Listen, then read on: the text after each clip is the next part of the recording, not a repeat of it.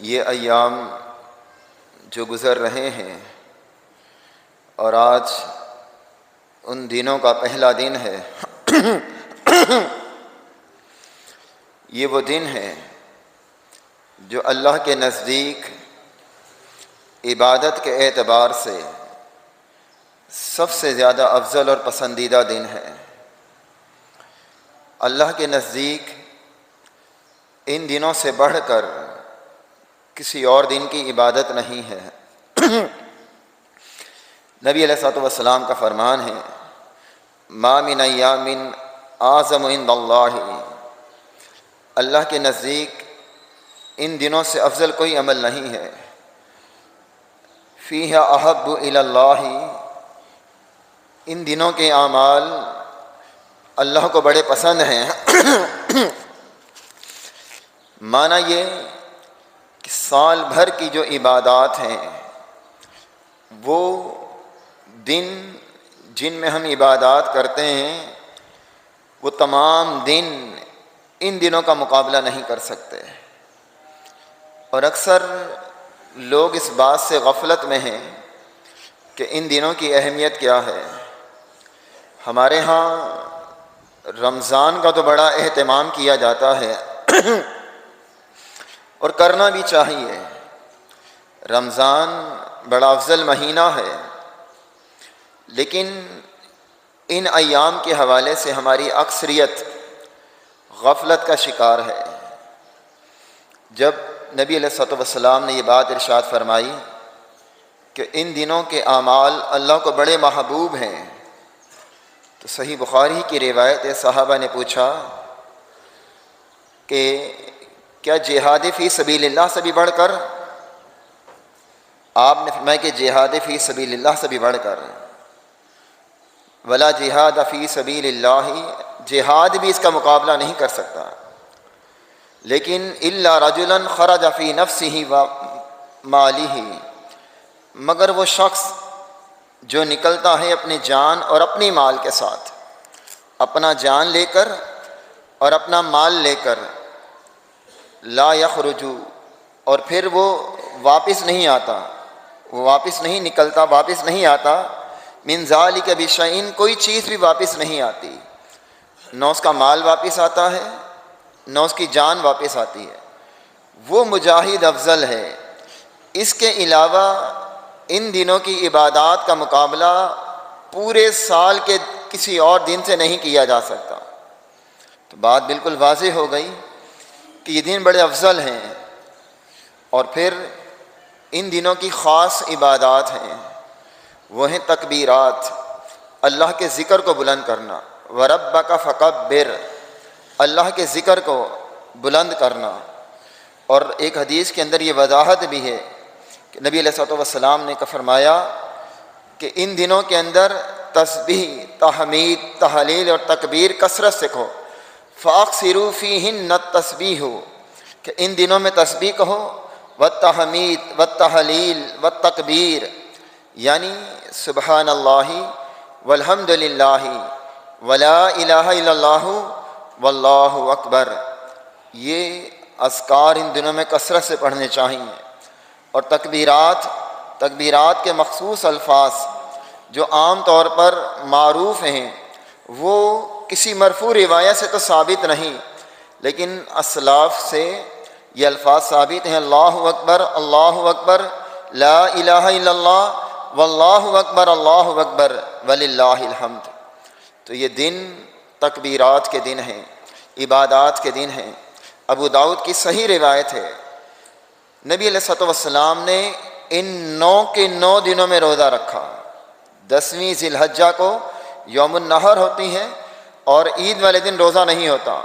یہ روایت ابو داؤد میں موجود ہے، سیاہ ستہ کی کتاب، کہ رسول اللہ صلی اللہ علیہ وسلم نے ذی الحجہ کے 9 دنوں میں روزہ رکھا۔ ہم اصل میں غفلت میں ہیں، یہ ایام زندگی میں بار بار نہیں ملتے۔ آپ یوں سمجھیں کہ جیسے آپ کو بونس مل گیا ہے، آپ کو چانس مل گیا ہے۔ اب جیسے ہم پیکج کرواتے ہیں، آپ 600 والا پیکج کرواتے ہیں مہینے کا، اور اگر آپ کو چانس مل جائے کہ آپ وہ پیکج صرف 6 روپے میں کروا سکتے ہیں، تو کون اس چانس کو ضائع کرے گا؟ ہر شخص یہ سمجھے گا، سوچے گا کہ مجھے اس چانس سے فائدہ اٹھانا چاہیے۔ تو اب 345 دن اسلامی اعتبار سے 355 دن ہوتے ہیں سال کے، 10 دن ذی الحجہ کے نکال دیں، باقی 345 بچے۔ 345 دن ان 10 دنوں کا مقابلہ نہیں کر سکتے۔ تو ان 10 دنوں کی اہمیت ہمیں سمجھنی چاہیے۔ قرآن مجید کی تلاوت کریں، تکبیرات پڑھیں، صدقہ اور خیرات کریں، روزہ رکھیں، کسی بھی نیکی کے موقع کو ضائع نہ ہونے دیں، کسی بھی نیکی کو کمتر اور حقیر نہ سمجھیں۔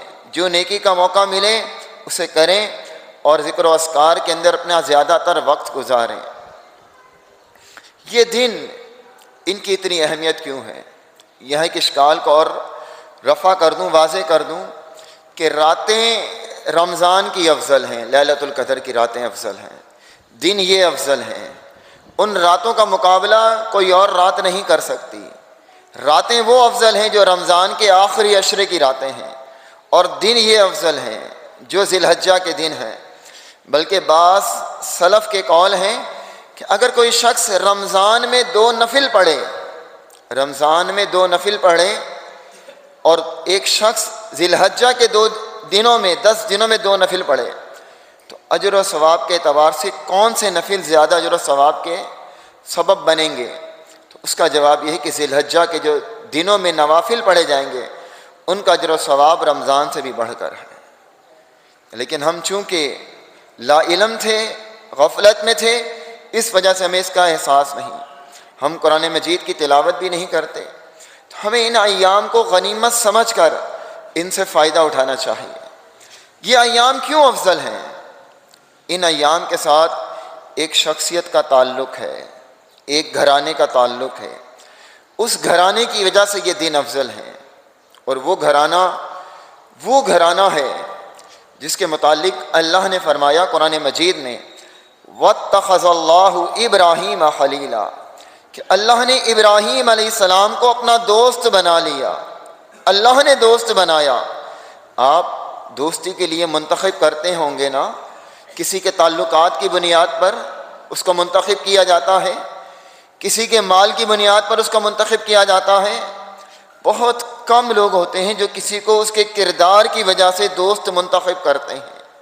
تو اللہ تعالیٰ نے ابراہیم علیہ السلام کو اپنا دوست بنایا۔ قرآن مجید کے الفاظ ہیں وَاتَّخَذَ اللَّهُ إِبْرَاهِيمَ خَلِيلًا، اللہ نے ابراہیم علیہ السلام کو اپنا دوست بنایا۔ ابراہیم علیہ السلام نے دوستی کا حق کیسے ادا کیا؟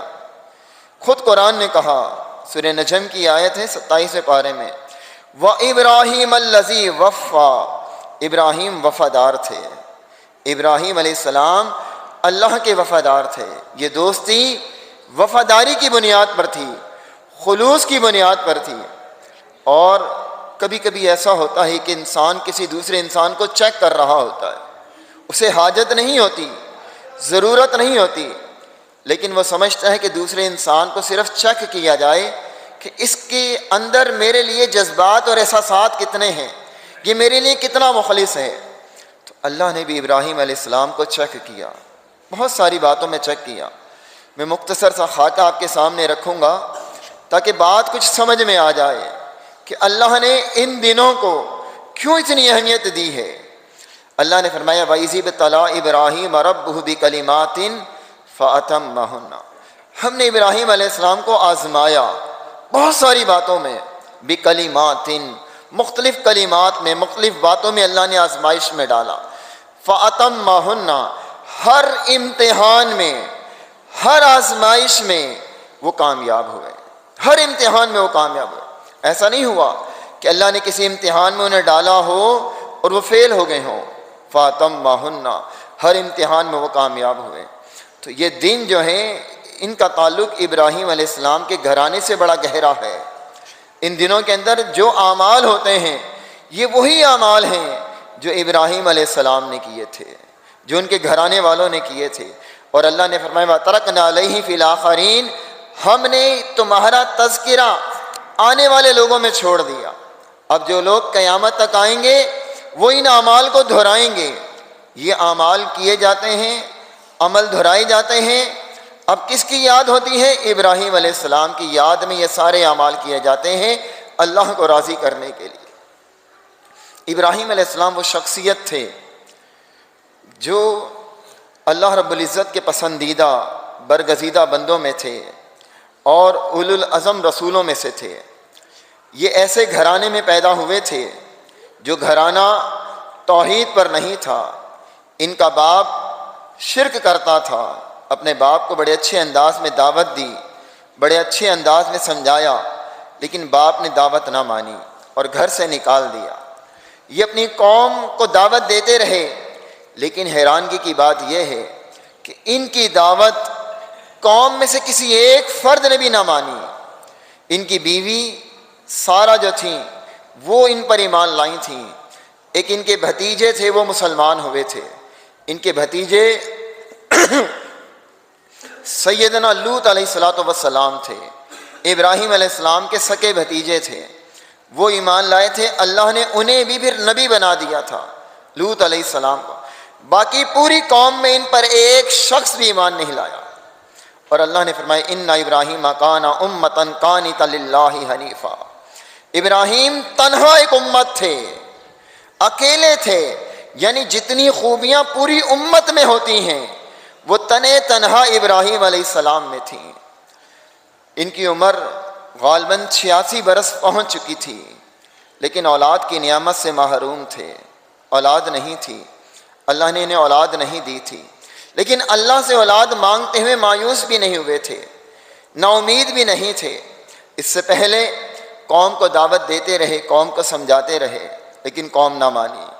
ایک دن انہوں نے اپنی قوم کے ساتھ ایک چال چلی۔ وہ چال کیا تھی؟ ان کی قوم ایک میلے پر گئی اور قوم بتوں کی عبادت کرتی تھی، اپنے ہاتھ سے مورتیاں بناتی، انہیں پوجتی، انہیں نفع اور نقصان کا مالک سمجھتی، اللہ کو چھوڑ کر ان کو حاجت روا اور مشکل کشا سمجھتی، ان سے اپنی امیدیں لگاتی، وابستہ کرتی، ان سے مرادیں مانگتی۔ ابراہیم علیہ السلام جب اس بت خانے میں داخل ہوئے تو انہوں نے ان بتوں کو توڑ دیا، کسی کا ہاتھ توڑا، کسی کا پاؤں توڑا، کسی کی گردن اڑا دی۔ ان سارے بتوں کو توڑ کر جو کلہاڑا تھا وہ بڑے کے کندھے پر رکھ دیا۔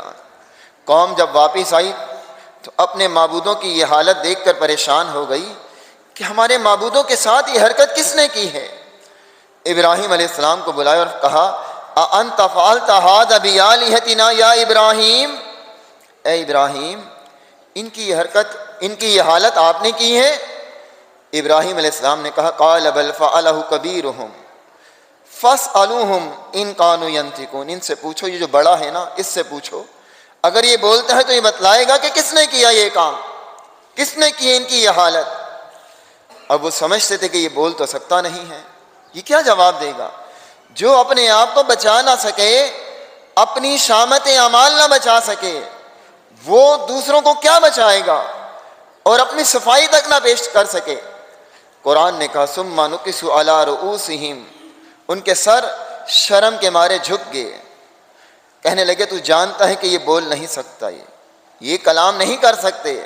تو ابراہیم علیہ السلام نے کہا اف لکم ولم تعبدون من دون اللہ، تم پر اف ہے، پھر ان کی عبادت کیوں کرتے ہو اللہ کے سوا، جو نہ بول سکتا ہے، نہ سن سکتا ہے، نہ دیکھ سکتا ہے۔ آج بھی اکثر لوگوں کا یہ حال ہے، ان کی عبادت کر رہے ہوتے ہیں جو نہ دیکھ سکتا ہے، نہ بول سکتا ہے، نہ سن سکتا ہے۔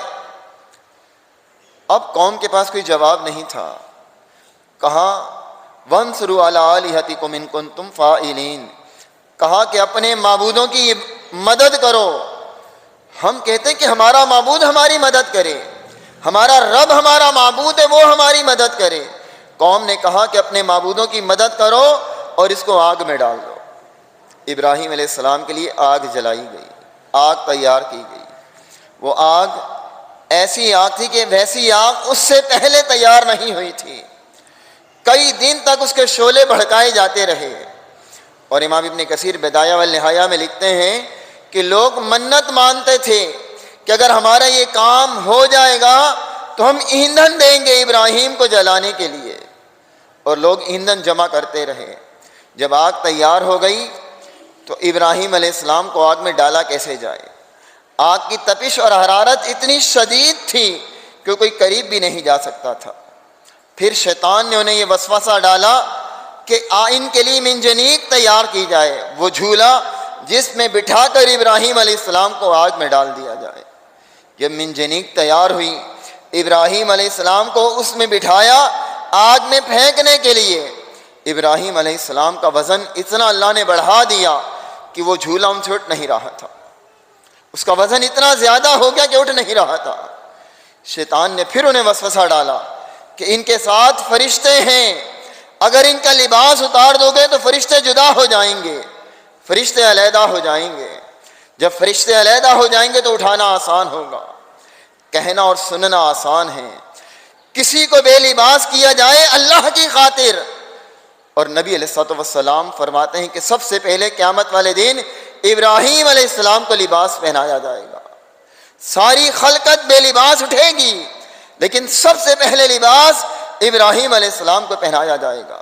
وجہ کیا ہے کہ انہیں سب سے پہلے اللہ کے لیے بے لباس کیا گیا۔ ابراہیم علیہ السلام کا جب لباس اتارا جاتا ہے، فرشتوں سے جدا ہو جاتے ہیں۔ اب جبرائیل علیہ السلام بھی انتظار میں کہ اللہ کی طرف سے امر آتا ہے، کوئی آرڈر آتا ہے۔ ادھر بادلوں کا فرشتہ ہوشیار بیٹھا ہے کہ اللہ حکم کرے میں بارش برسا دوں، اس آگ کو بجھا دوں۔ لیکن آج نہ حکم بادلوں کو ملا، نہ جبرائیل کو ملا، نہ فرشتوں کو ملا۔ آج اللہ رب العزت براہ راست اپنی اس مخلوق کو مخاطب کر رہا ہے، اس مخلوق کو خطاب کر رہا ہے جس کا کام جلانا ہے۔ ادھر ابراہیم علیہ السلام کو آگ میں ڈالا جاتا ہے، ان کی زبان پر الفاظ کیا ہیں؟ حسبنا اللہ و نعم الوکیل، میرے لیے میرا اللہ کافی ہے، کسی اور کی ضرورت نہیں، کسی اور کی حاجت نہیں، کسی اور کی مجھے حاجت نہیں ہے۔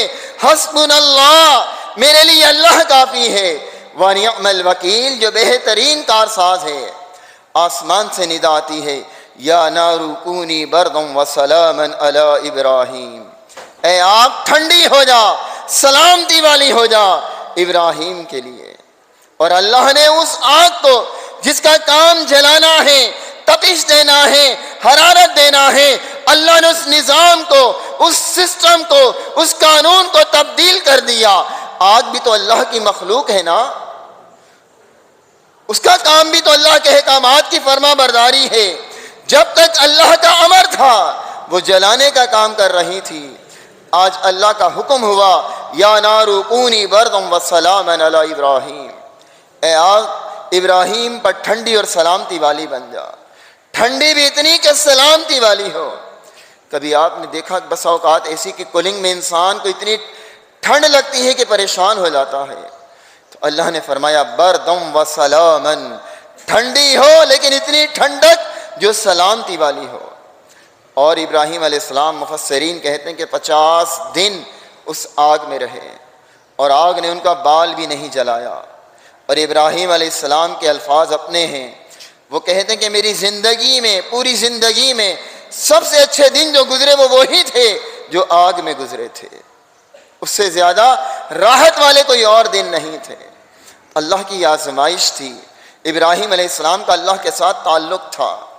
ابراہیم علیہ السلام 86 برس کی عمر کو پہنچ جاتے ہیں، اللہ نے اولاد کی نعمت سے محروم رکھا ہے، ہڈیاں کمزور ہو گئی ہیں، لیکن اللہ سے مانگتے ہوئے نا امید نہیں ہوئے۔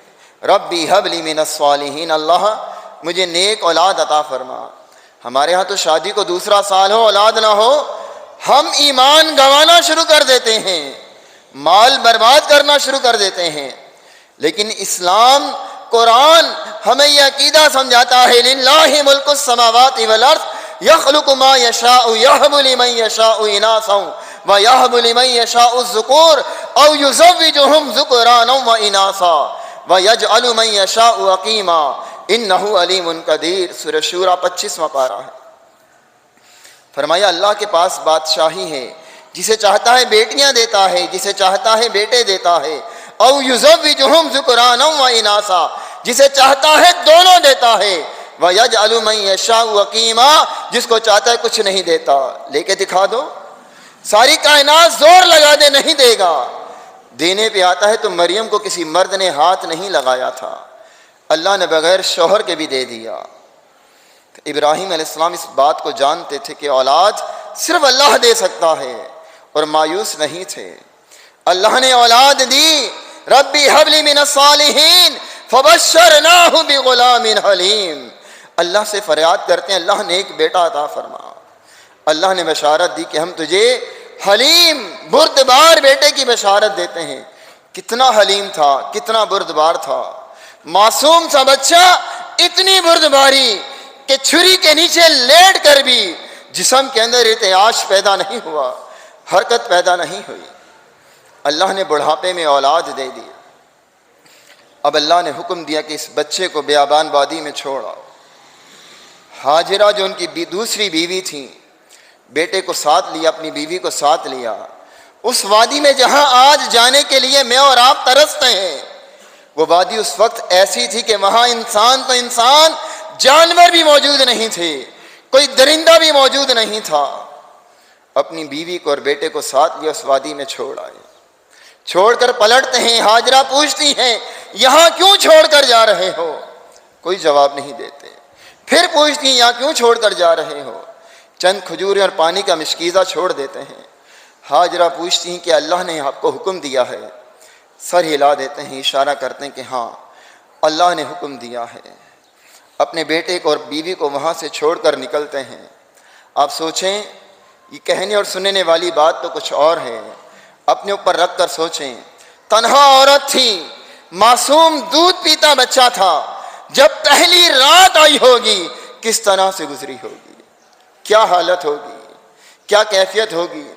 آج تو لاکھوں کا مجمع ہے نا، وہاں لاکھوں کی تعداد ہے، دنیا کا ہر مسلمان، اس سے پوچھو آرزو کیا ہے، خواہش کیا ہے، وہ کہتا ہے اللہ ایک بار اپنا گھر دکھلا دے، اللہ اپنے گھر کا دیدار کروا دے۔ اور جب وہ اللہ کے گھر کا دیدار کر لیتا ہے پھر تڑپتا ہے کہ اللہ دوبارہ لے جائے۔ جو نہیں گیا وہ ترستا ہے، وہ ترستا ہے، جو جا چکا ہے وہ تڑپتا ہے، اسے آرزو ہوتی ہے اللہ دوبارہ لے جائے۔ اب کھجوریں ختم ہوئیں، پانی ختم ہوا، بچہ بھوک سے رونے لگا۔ قریب ہی دو پہاڑ تھے، ابھی بیت اللہ کا وجود نہیں تھا، ایک ٹیلے کی شکل میں تھا، آدم علیہ السلام نے بنایا تھا، فرشتوں نے بنایا تھا، لیکن نوح علیہ السلام کے جب طوفان آیا تھا یہ بہہ گیا تھا۔ یہ پہلا گھر تھا جو زمین پر بنا تھا۔ اب ہاجرہ پریشان ہوتی ہیں، ماں تھی نا، ماں کی مامتا تھی، دودھ پیتا بچہ معصوم رو رہا ہے، قریب جا کر دیکھتی ہیں کچھ نظر آ جائے، کوئی انسان نظر آئے، کوئی کھانے پینے کی چیز نظر آئے، وہاں سے اٹھتی ہیں، صفا پہاڑ پہ آ جاتی ہیں، صفا پہاڑ سے نکلتی ہیں، مروہ کی طرف جاتی ہیں۔ راستے میں کچھ راستہ ہموار نہیں تھا، اپنا کپڑا پکڑتی ہیں اور دوڑنا شروع کر دیتی ہیں، پھر آہستہ چلتی ہیں، مروہ پہ پہنچ جاتی ہیں، پھر دیکھتی ہیں کچھ نظر نہیں آتا، مروہ پر پھر دائیں بائیں دیکھتی ہیں، کچھ نظر نہیں آتا، مروہ سے پھر صفا پر آتی ہیں، صفا سے پھر مروہ پر جاتی ہیں، 7 بار یہ چکر لگاتی ہیں، 7 چکر صفا اور مروہ کے لگاتی ہیں۔ پھر 7ویں چکر پہ دیکھتی ہیں کہ جبرائیل آئے اور اپنا پر مارا، اور وہاں پر پانی کا ایک چشمہ برآمد ہو گیا، چشمہ جاری ہو گیا۔ لیکن سوچیں اس وقت تنہا عورت دوڑی تھی، بی بی ہاجرہ صفا اور مروہ پر اکیلی دوڑی تھی۔ اللہ کو اس عورت کا دوڑنا اتنا پسند آیا کہ آج 4000 سال بیت چکے ہیں اس واقعے کو، 4000 سال اللہ نے یہ لازم کر دیا، ان الصفا والمروۃ من شعائر اللہ فمن حج البیت او اعتمر فلا جناح علیہ۔ اللہ نے ان پہاڑوں کو اپنی نشانیاں بنا دیا، صفا اور مروہ اللہ کی نشانیاں ہیں، یہ پہاڑ شاعر اللہ ہیں، اللہ کی نشانیاں ہیں، اور اللہ نے لازم قرار دے دیا ہر حج کرنے والا، ہر عمرہ کرنے والا ان پہاڑوں کی صحیح کرے گا، ان پہاڑوں پہ دوڑے گا۔ دوڑی کون تھی؟ ابراہیم علیہ السلام کی بیوی بی بی ہاجرہ۔ اس ایک عورت کا دوڑنا اللہ کو اتنا پسند آیا کہ اللہ نے حج اور عمرے کا رکن بنا دیا۔ وہاں آتی ہیں نیچے، پانی کا چشمہ جاری ہے، اسے کہتی ہیں زمزم۔ زمزم عبرانی زبان کا لفظ ہے اور زمزم کا معنی ہے رک جا، ٹھہر جا۔ اور یہ ایسا پانی ہے جو صرف پیاس نہیں بجھاتا بلکہ بھوک بھی مٹاتا ہے، اور یہ پانی اتنا فضیلت والا ہے کہ پوری دنیا کا کوئی پانی اس کا مقابلہ نہیں کر سکتا۔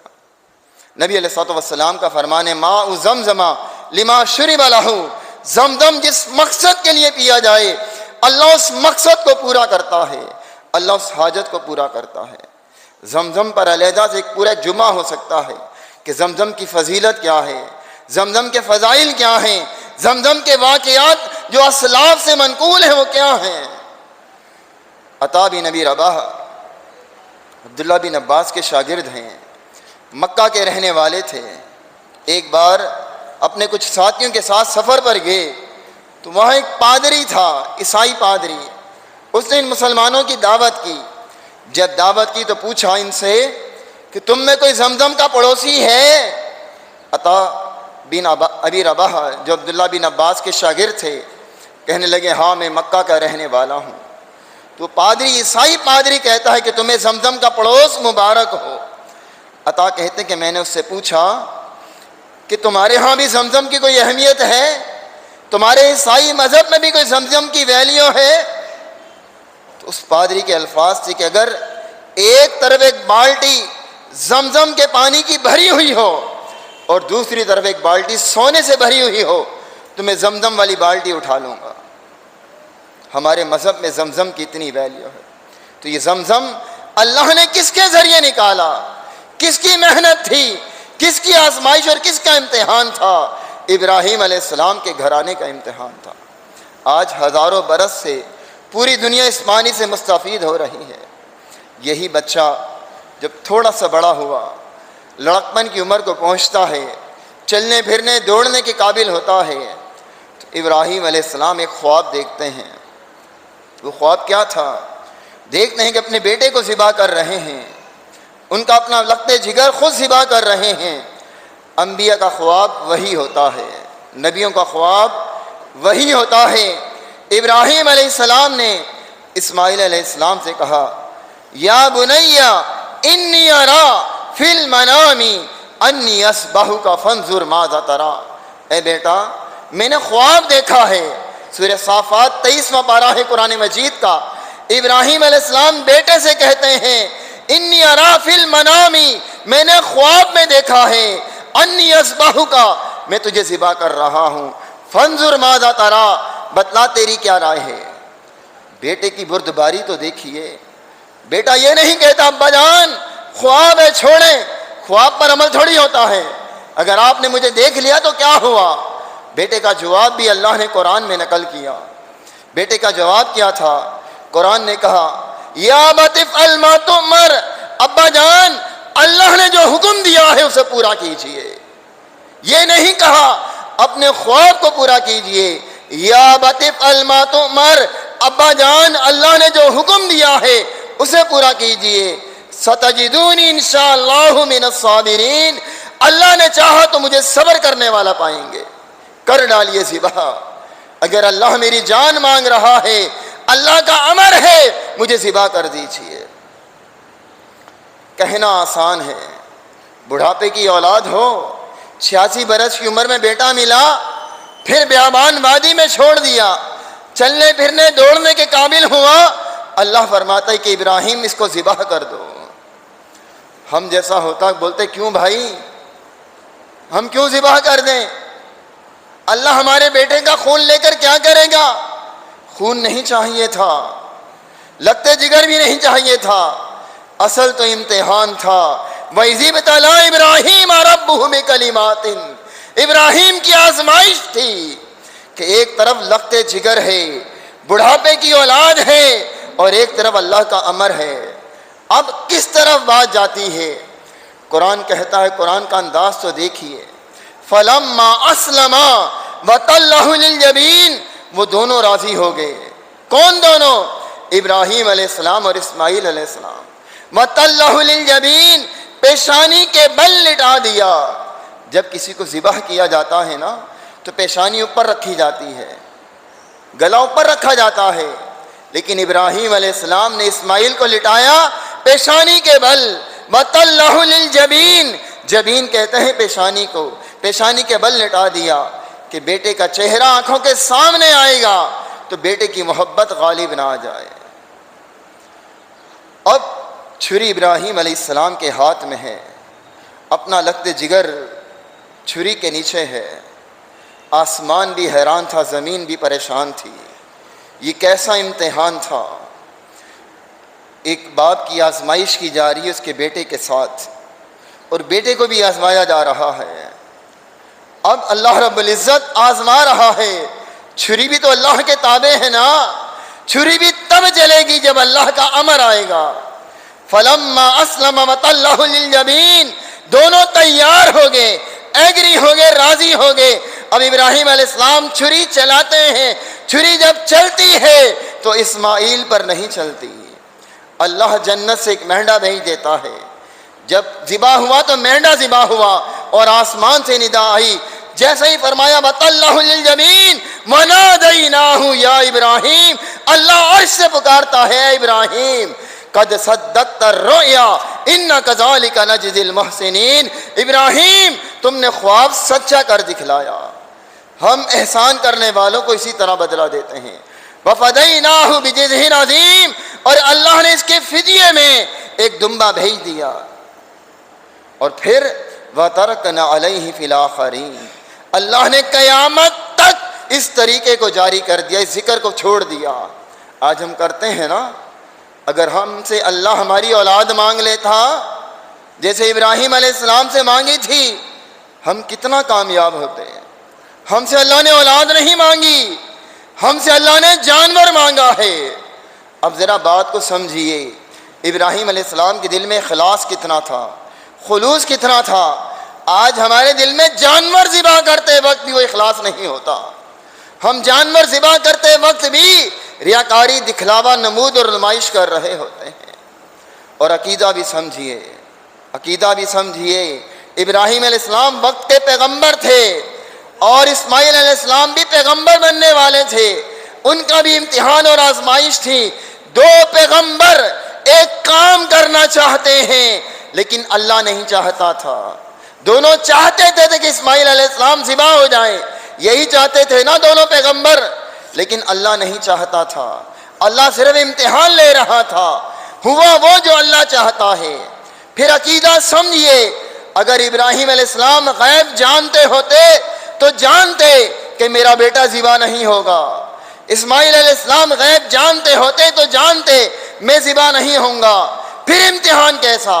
مطلب یہ کہ وقت کے پیغمبر بھی غیب نہیں جانتے تھے، غیب صرف اللہ کی ذات جانتی ہے۔ ہمیں عقیدہ بھی سمجھایا گیا۔ تو یہ قربانی ابراہیم علیہ السلام کی سنت ہے، یہ ایام ابراہیم علیہ السلام کی یاد کو تازہ کرتے ہیں، اور اللہ نے ان کا ذکر ایسے چھوڑ دیا کہ ہر نماز میں ہم ان کا تذکرہ کرتے ہیں، درود ابراہیمی پڑھ کر ان کی یاد کو تازہ کرتے ہیں۔ تو ابراہیم علیہ السلام جیسا خلوص وہ اللہ کو درکار ہے۔ اللہ تعالیٰ دلوں کے بھید کو جانتا ہے، اپنے دلوں میں اخلاص پیدا کیجئے۔ اللہ تعالیٰ مجھے بھی اور آپ سب کو بھی توفیق عطا فرمائے۔ اقول قولی ھذا واستغفر اللہ ولکم وآخر دعوانا ان الحمد للہ رب العالمین۔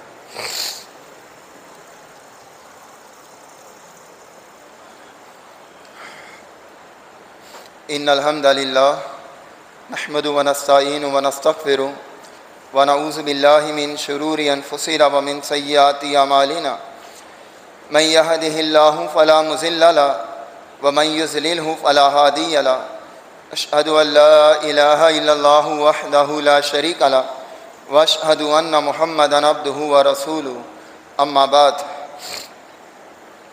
یہ قربانیاں جو ہم کرتے ہیں یہ ابراہیم علیہ السلام کی یاد ہی ہے کہ ہم اس دن اس بات کو یاد کرتے ہوئے اس سنت پر عمل کرتے ہیں کہ اللہ کی راہ میں جانور قربان کرتے ہیں۔ اور ابو داؤد اور ابن ماجہ کی روایت ہے کہ اللہ کے نزدیک تمام دنوں میں سب سے افضل دن یوم النحر ہے، 10 ذی الحجہ کا دن ہے، اور اس دن سب سے افضل کام اللہ کی راہ میں خون بہانا ہے، جانور ذبح کرنا ہے۔ آج آپ کو ایسے بہروپی اور فراڈیے ملیں گے جو کہتے ہوئے نظر آئیں گے کہ آپ قربانی نہ کریں، کسی بیوہ کا ساتھ دے دیں، کسی یتیم کی شادی کروا دیں، کہیں پانی کا کولر لگوا دیں، کسی مستحق کی مدد کر دیں۔ پورا سال انہیں یہ باتیں یاد نہیں آتی، ان کے اپنے معاملات میں انہیں یہ باتیں یاد نہیں آتی، ان کی اپنی عیاشیوں اور فضول خرچیوں میں انہیں یہ باتیں یاد نہیں آتی۔ صرف قربانی پہ آ کر شیطان ان کے دماغ میں یہ بات ڈال دیتا ہے۔ وَالشَّيَاطِينَ لَيُوحُونَ إِلَىٰ أَوْلِيَائِهِمْ، سورہ انعام کی آیت 8ویں پارے میں اللہ فرماتا ہے کہ شیطان اپنے دوستوں کی طرف باتیں ڈالتے ہیں۔ تو یہ شیطان کے دوست ہیں جن کے دلوں میں یہ باتیں آتی ہیں۔ شیطان اپنے دوستوں کے دلوں میں یہ باتیں ڈالتے ہیں کہ سارا سال وہ غلط اور ناجائز کہاں کہاں مال خرچ کرتے رہتے ہیں، تب انہیں نہ کوئی غریب یاد آتا ہے، نہ کوئی مسکین یاد آتا ہے، نہ کوئی بیوہ یاد آتی، انہیں یاد آتا ہے تو صرف قربانی کے موقع پر کہ قربانی نہ کی جائے۔ قربانی شاعر اللہ ہے، اللہ کی نشانیوں میں سے ہیں، اور اس دن خون بہانے سے بہتر، قربانی سے بہتر کوئی اور عمل نہیں۔ حاجی حجاج جو ہیں وہ مینا کے میدان میں قربانیاں کرتے ہیں، اور غیر حاجی اپنے اپنے علاقوں میں قربانیاں کرتے ہیں۔ قربانی کا وقت اور دن سب سے بہتر یوم النحر ہے، 10 ذی الحجہ کا دن ہے۔ نبی علیہ الصلوۃ والسلام نے اسی دن قربانی کی۔ آپ نے ایک بار سونڈ کیے، وہ بھی آپ نے 10 ذی الحجہ کے دن ہی کیے، یوم النحر والے دن، اور قربانی کا سب سے افضل دن بھی یہ ہے۔ لیکن اگر کوئی شخص کسی وجہ سے نہ کر سکے اور اگر وہ بعد میں کرنا چاہے تو شریعت نے اسے رخصت دی ہے، وہ دوسرے دن بھی کر سکتا ہے، تیسرے دن بھی کر سکتا ہے، چوتھے دن بھی کر سکتا ہے۔ نبی علیہ الصلوۃ والسلام کی حدیث ہے ایام تشریق ذبح کے دن ہیں۔ ایام تشریق 11، 12 اور 13 ذی الحجہ ہے، یہ ایام تشریق کے دن ہیں، یہ دن قربانی کے دن ہیں۔ اگر کوئی کرنا چاہے تو کی جا سکتی ہے، اس کا انکار نہیں کیا جا سکتا۔ ہمارے ہاں یہ سمجھا جاتا ہے کہ عید کا دن اور 2 دن بعد کے جو دن ہیں یہ قربانی کے دن ہیں، 11 اور 12 ذی الحجہ، عید کا دوسرا اور تیسرا دن۔ لیکن آپ حیران ہوں گے پورے ذخیرہ حدیث کے اندر ایک حدیث بھی ایسی نہیں کہ عید کے بعد قربانی کے 2 دن ہیں، بلکہ میں نے تو ڈھونڈا، میں نے تلاش کیا، میں ایک طالب علم ہوں، لیکن مجھے کوئی ضعیف حدیث بھی ایسی نہیں ملی کہ عید کے بعد 2 دن قربانی کے ہیں۔ جو حدیث بھی ملی، جو روایت بھی ملی، وہ یہی ملی کہ ایام تشریق قربانی کے دن ہیں، اور ایام تشریق 11، 12 اور 13۔ ہم اس حدیث کو لیں گے تو عید کا دوسرا، تیسرا اور چوتھا تینوں دن کو لینا پڑے گا، اور اگر ہم اس حدیث کو نہیں لیں گے تو نہ دوسرے دن کی کوئی حدیث ہے نہ تیسرے دن کی کوئی حدیث ہے۔ جو حدیث ہے اس میں یہ تینوں دن آتے ہیں۔ بہرحال اگر کوئی کرنا چاہے تو دوسرے، تیسرے اور چوتھے دن کی جا سکتی ہے، تینوں دن کا رتبہ ایک ہی ہے، جو دوسرے دن کا ہے وہی چوتھے دن کا ہے، جو چوتھے دن کا ہے وہی تیسرے دن کا ہے، لیکن بہتر اور افضل پہلا دن ہے۔ اس دن کو ضائع نہیں کرنا چاہیے، کوشش کرنی چاہیے کہ نبی علیہ الصلوۃ والسلام کے طریقے کو اپنایا جائے، آپ کی سنت پر، آپ کے فرمان پر عمل کیا جائے۔ اللہ رب العزت ہم سب کو توفیق عطا فرمائے۔